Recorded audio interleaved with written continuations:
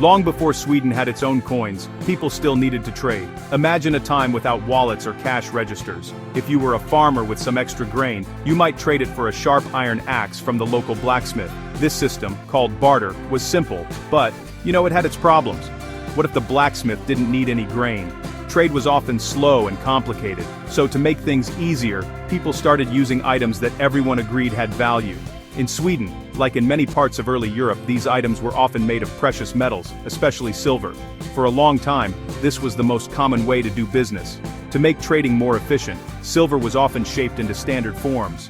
People used silver bars, ingots, and even simple rings. These weren't coins with a king's face on them, they were just chunks of silver. Their value was based purely on their weight and purity. If you wanted to buy something expensive like a cow, you might use a whole silver bar. For smaller purchases, you could cut a piece off the bar. This system was a big step up from simple barter. It gave people a reliable way to store their wealth and make transactions, even if it meant, carrying around a set of scales to weigh the silver for every purchase. Even with silver bars, trade wasn't limited to just local goods. The people of ancient Sweden were great travelers and traders. They encountered coins from other, more distant lands. Roman coins, for example, made their way north long after the Roman Empire had faded. These foreign coins were valued not for the emperor stamped on them but for the silver they contained. A Roman denarius was just another piece of silver to be weighed. This mix of silver bars, rings, and foreign currency created a fascinating and diverse economic landscape, setting the stage for Sweden to eventually create a currency of its own. This early system shows us something fundamental about money. Before it becomes a symbol of a nation, it is first and foremost a tool. It's a way for people to agree on value and exchange goods and services more freely. The Swedes' use of weighted silver demonstrates a practical solution to a universal problem. It was a flexible system that connected them to a wider world of trade, from their Scandinavian neighbors to the far reaches of the Byzantine and Arab empires. This foundation of using silver by weight would profoundly influence how Sweden's own coinage would develop when the time finally came.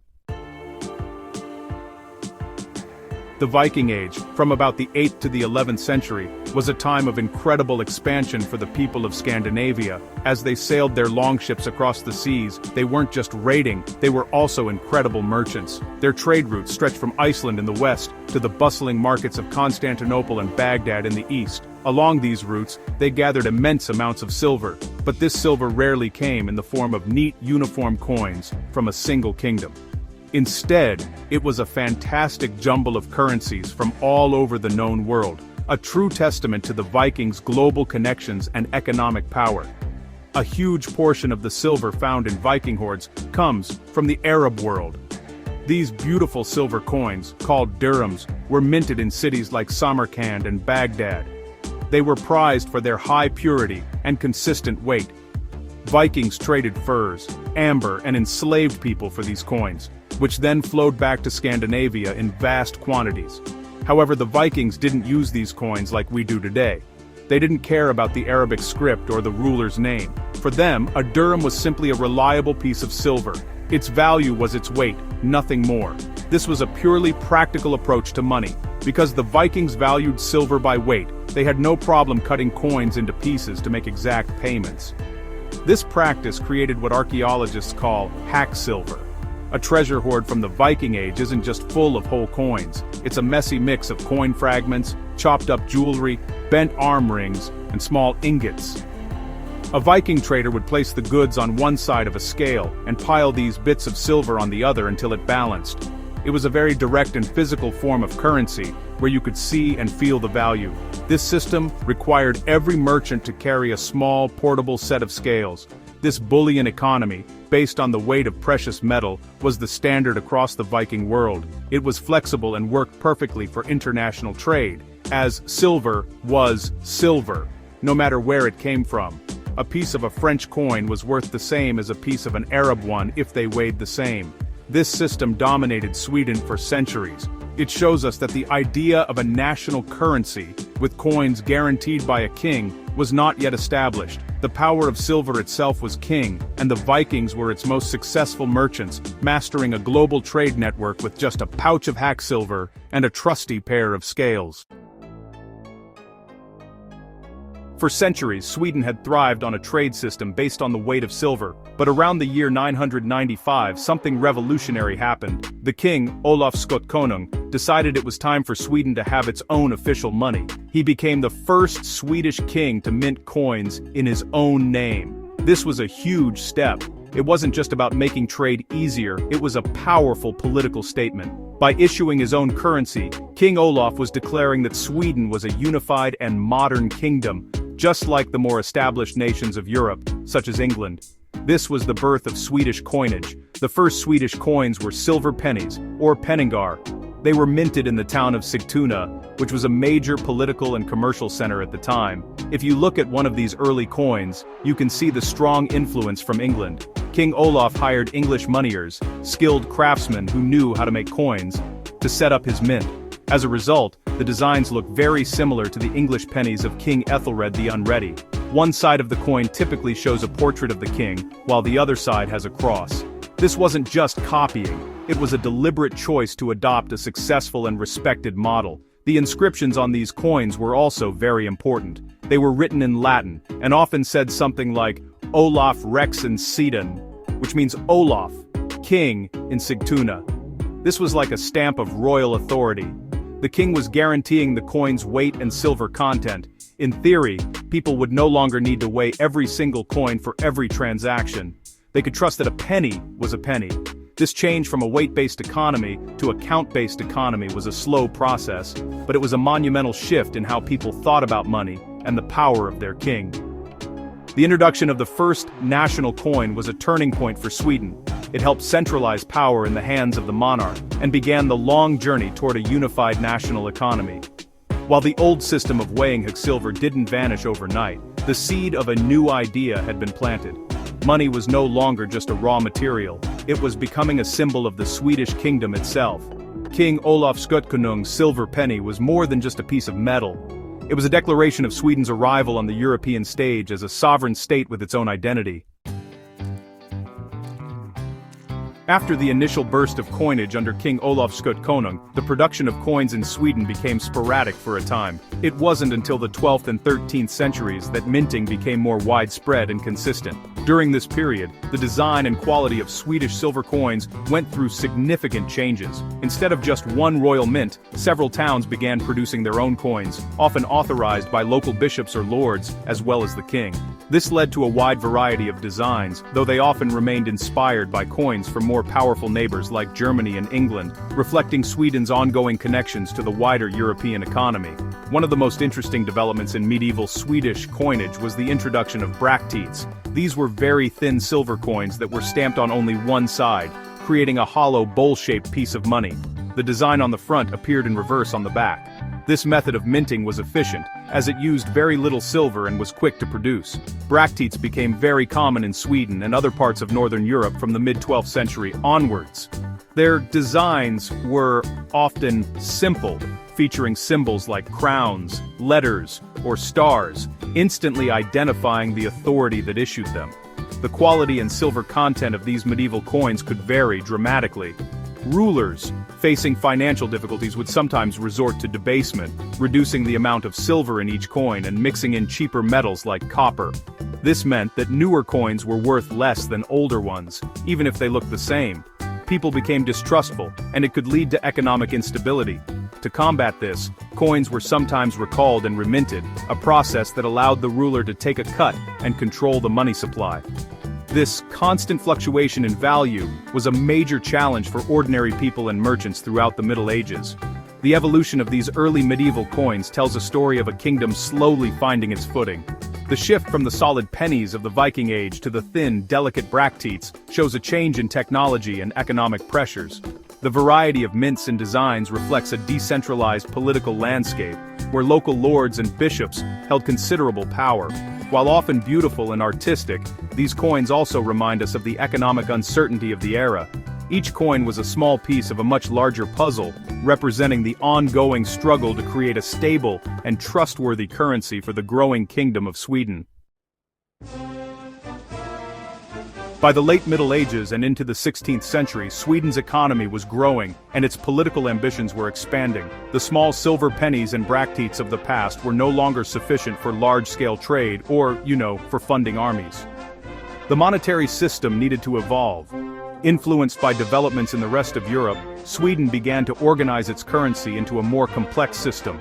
The basic units became the mark, which was divided into 8 öre, and each öre was further divided into smaller denominations, like the örtug.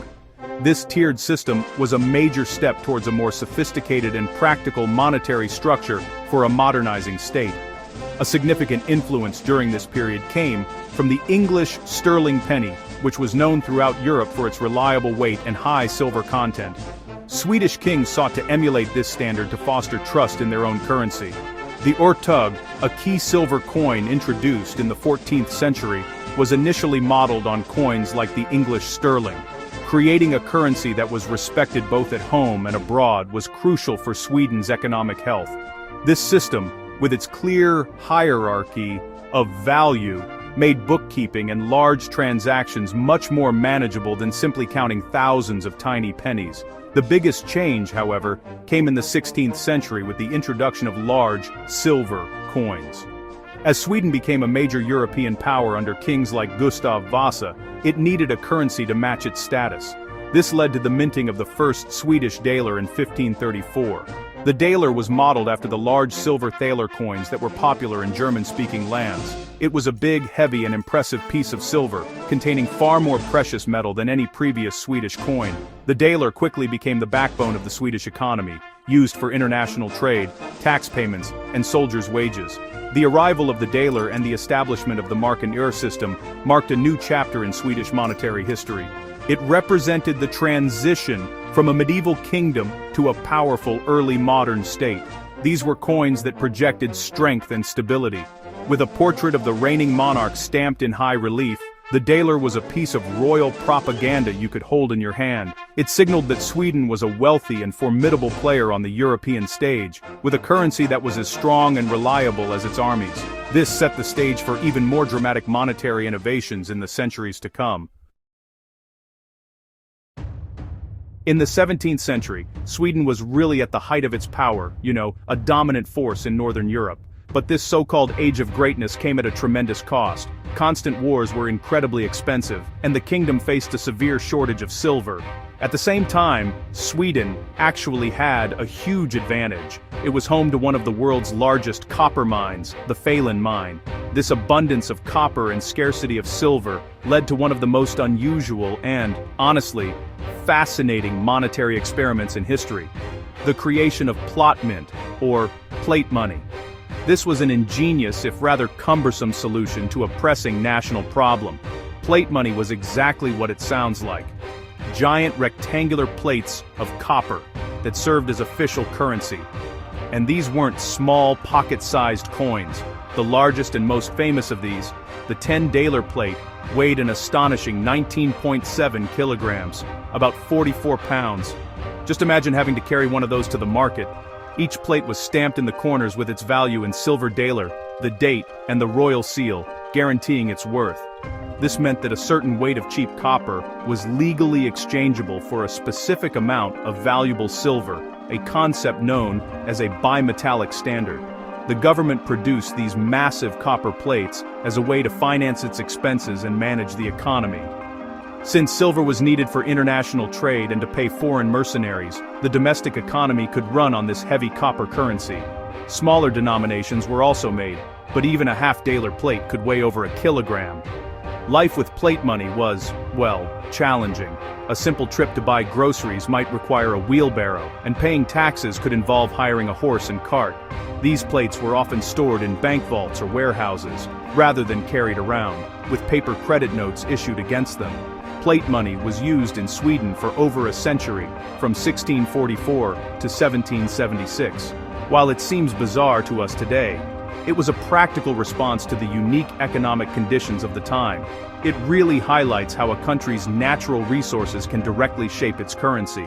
The great copper plates of Sweden are a powerful symbol of the kingdom's military might and its struggle to finance an empire. They remain the largest and heaviest official coins ever minted, a truly heavy metal chapter in the story of money, and a testament to Swedish ingenuity in the face of economic necessity. The 17th and 18th centuries in Sweden were marked by constant economic turbulence. The immense cost of wars, combined with complex currency systems involving both copper plate money and silver coins, created a recipe for instability. A major problem was the divergence in value between different types of money. There was the daler silver mint, or silver money, and the daler copper mint, or copper money. The official exchange rate between them rarely matched their real market value, leading to confusion, speculation, and a lack of trust in the currency. This situation was made worse by the government's tendency to issue emergency paper money and debased coins to pay its debts. This economic chaos led to periods of severe inflation. People lost faith in paper notes and demanded payment in solid silver or copper. The government struggled to maintain control, and the monetary system became increasingly fragmented and unreliable. By the mid-18th century, it was clear that a major reform was needed to stabilize the economy and restore confidence. The kingdom needed a single, reliable standard that everyone could trust. The old system, with its heavy plates and fluctuating paper notes, was no longer sustainable for a modernizing nation. A fresh start was, frankly, essential for future prosperity. The solution came in 1776 with a major currency reform under King Gustav III. This reform swept away the old, confusing system and introduced a new, silver-based standard. The primary unit of currency was now the riksdaler, which was defined as a specific weight of fine silver. All the old plate money, paper notes, and debased coins were taken out of circulation and exchanged for the new, reliable currency. This was a massive undertaking, but it was crucial for putting Sweden's economy back on solid ground. The riksdaler became the anchor of the Swedish monetary system for nearly a century. The establishment of the riksdaler standard was a landmark event. It brought predictability and stability to an economy that had been chaotic for generations.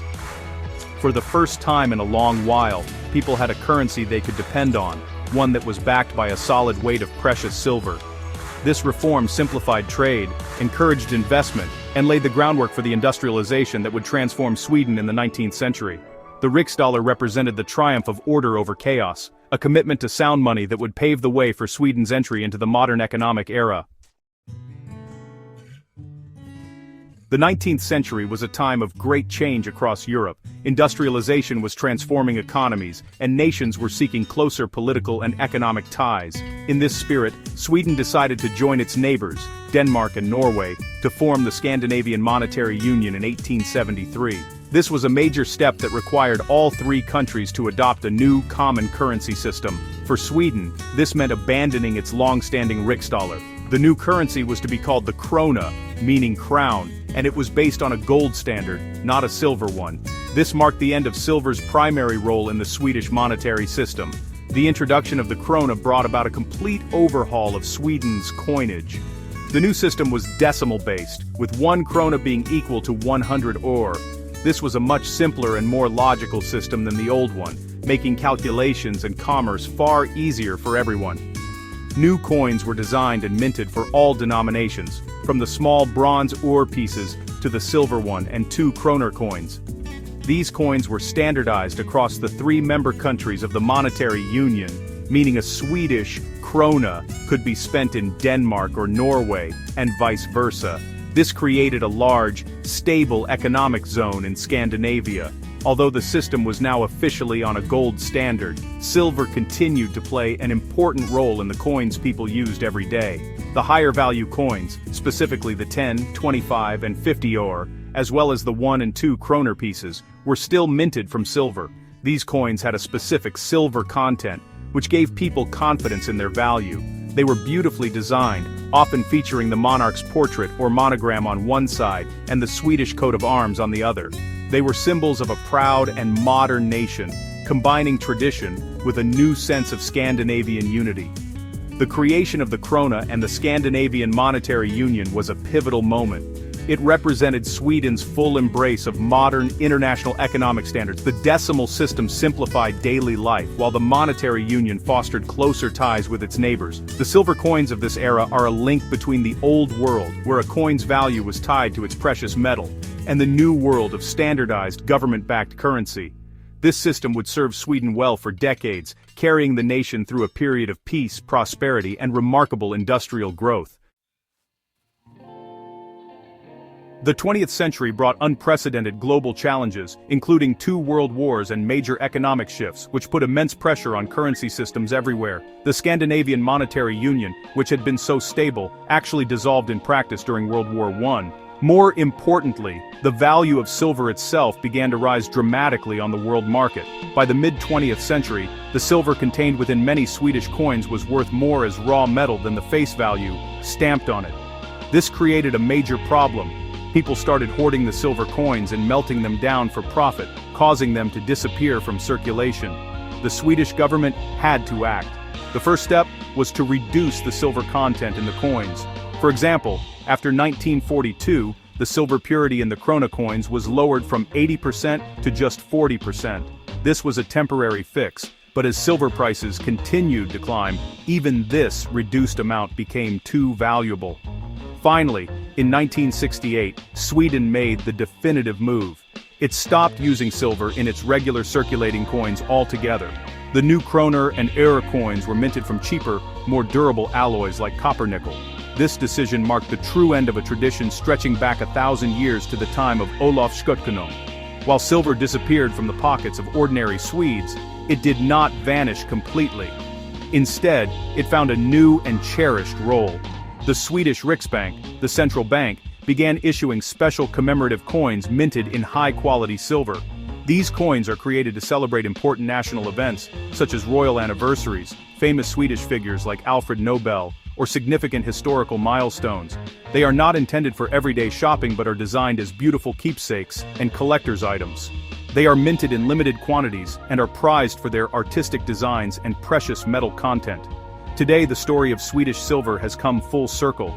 It began as a raw material for trade, became the foundation of a kingdom's currency, and has now returned to being a precious object valued for its beauty and intrinsic worth. For collectors, these commemorative silver coins are more than just money. They are a tangible connection to Sweden's rich history. They continue the 1,000-year-old tradition of stamping Swedish identity onto precious metal, ensuring that even in our modern digital age, the legacy of silver continues to shine. It's a wonderful way to hold a piece of history in your hand.